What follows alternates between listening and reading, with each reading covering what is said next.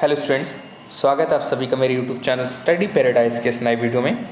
आज के इस वीडियो में हम कक्षा 6 के सहायक वाचन के खंड 1 नैतिक शिक्षा के अंतर्गत अध्याय 6 परोपकार का वाचन करेंगे। अध्याय 1 से 5 का वाचन हम पिछले वीडियोज़ में कवर कर चुके हैं। यदि आपने अब तक आए वीडियोज़ नहीं देखे हैं तो उस प्लेलिस्ट की लिंक मैंने डिस्क्रिप्शन में दे दी है, आप वहाँ से जाकर पिछले आए सभी वीडियोज़ को एक्सेस कर सकते हैं। चलिए शुरू करते हैं ये वीडियो। परोपकार। परहित सरिस धर्म नहीं भाई, पर पीड़ा सम नहीं अधमाई। बिना स्वार्थ के अन्य किसी व्यक्ति की शारीरिक, आर्थिक या बौद्धिक सहायता करना ही परोपकार है।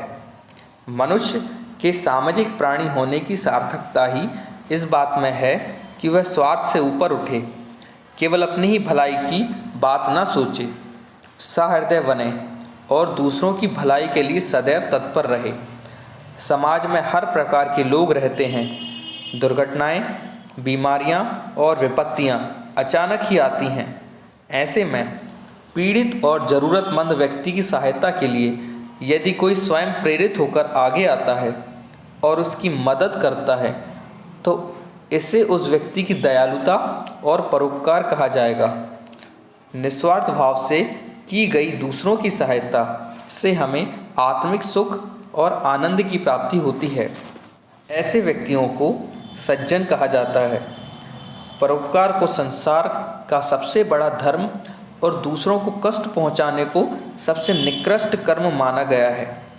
परोपकार धर्म का पालन करते हुए हम सभी जीव जंतुओं, वनस्पतियों के प्रति सहृदय बने। जीवन की सार्थकता इसी में है। हमें प्रकृति और पशु पक्षियों से सीख मिलती है।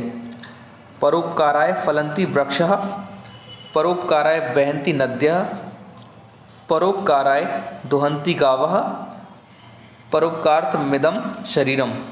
अर्थात वृक्ष परोपकार के लिए फलते हैं, नदियाँ परोपकार के लिए बहती हैं, गायें परोपकार के लिए ही दूध देती हैं। वस्तुतः हमारा यह शरीर भी दूसरों की भलाई के लिए ही होता है।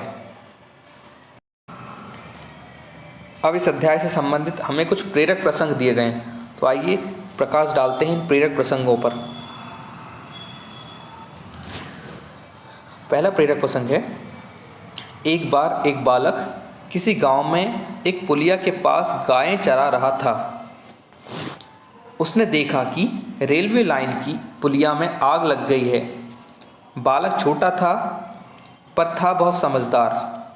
उसने मन में विचार किया कि पुलिया जल रही है, जब रेलगाड़ी इस पर से निकलेगी तो पलट जाएगी और सैकड़ों यात्री मौत के मुंह में चले जाएंगे। मुझे इनकी रक्षा करना चाहिए। उसने स्कूल और पुस्तकों में आचार्य जी से परोपकार की महिमा पढ़ी और सुनी थी। अतः विचार कर उसने कुछ करने का निश्चय किया। वहाँ उसके पास लाल कपड़े जैसा कुछ भी नहीं था जिससे कि रेलगाड़ी को रोका जा सके। उसने बहुत विचार किया पर समझ में कुछ न आया। यकायक एक योजना उसने बना डाली। वह रेल लाइन पर खड़ा हो गया। उसे दूर से छुक छुक करती, सीटी देती रेलगाड़ी आती दिखाई दी। वह गाड़ी की ओर पटरी पर ही दौड़ने लगा और ज़ोर ज़ोर से चिल्लाता आगे बढ़ रहा था, ठहरो ठहरो, पुलिया में आग लगी हुई है, गाड़ी रोको। पर वहाँ उसकी आवाज़ किसी को भी न सुनाई पड़ी। शोर में उसकी आवाज़ खो गई। वह पटरी के बीच में खड़ा अपने दोनों हाथ उठाकर पुकार रहा था, गाड़ी रोको, गाड़ी रोको। गाड़ी धड़धड़ाती उसे कुचलती हुई निकल गई। बालक की चीख भी गाड़ी की आवाज़ में विलीन हो गई, लेकिन चालक की नज़र उस पर पड़ गई। उसने थोड़ी दूर जाकर गाड़ी रोक दी। लोगों ने देखा पुलिया धू धू कर जल रही है और बालक कटा पड़ा है। दूर पर कुछ गायें भैंसें चर रही हैं।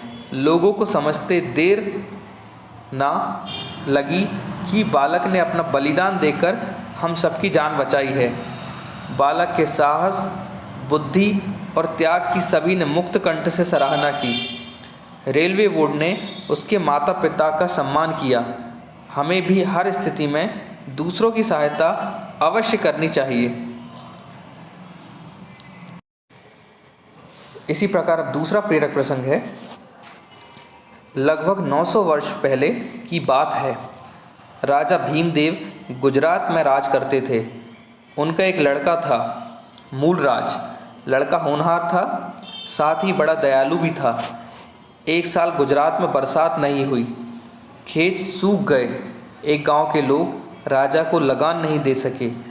राजा के सिपाहियों ने गांव में जाकर उन लोगों के घर में जो कुछ था सब जब्त कर लिया और किसानों को भी साथ लाकर हाजिर किया।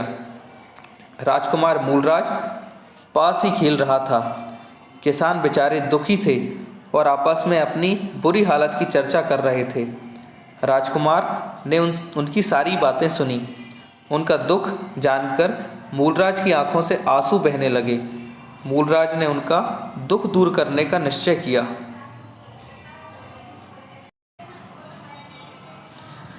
उन दिनों राजकुमार घुड़सवारी की कला सीख रहा था। राजा ने कहा था, तुम अच्छी तरह सीख लोगे तब तुम्हें इनाम दिया जाएगा। मूलराज ने अभ्यास करके घुड़सवारी की कला सीख ली।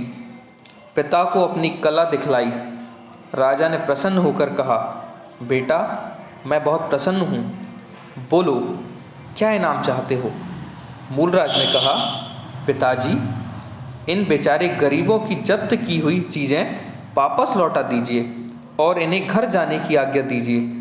मूलराज की बात सुनकर राजा को बड़ी प्रसन्नता हुई। उनकी आंखों में हर्ष के आंसू झलक आए। फिर उन्होंने कहा, बेटा तूने अपने लिए तो कुछ नहीं मांगा, कुछ तो मांग। इस पर मूलराज बोला, पिताजी आप प्रसन्न हैं तो मुझे यह दीजिए कि अब अगर किसी साल फसल ना हो तो उस साल लगान वसूल ही ना किया जाए। ऐसा नियम बना दें, इससे मेरी आत्मा को बड़ा सुख होगा। राजा ने ऐसा ही किया।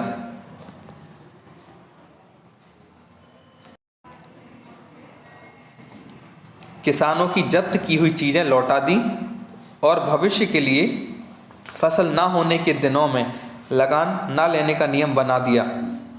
किसान खुशी खुशी आशीष देते हुए अपने घरों को लौट गए। तो विद्यार्थियों, ये था हमारा अध्याय 6 परोपकार। आशा करता हूँ यह अध्याय आपको पसंद आया होगा और इससे नया कुछ सीखने को मिला होगा। तो वीडियो को अंत तक देखने के लिए धन्यवाद। मिलते हैं अगले वीडियो में।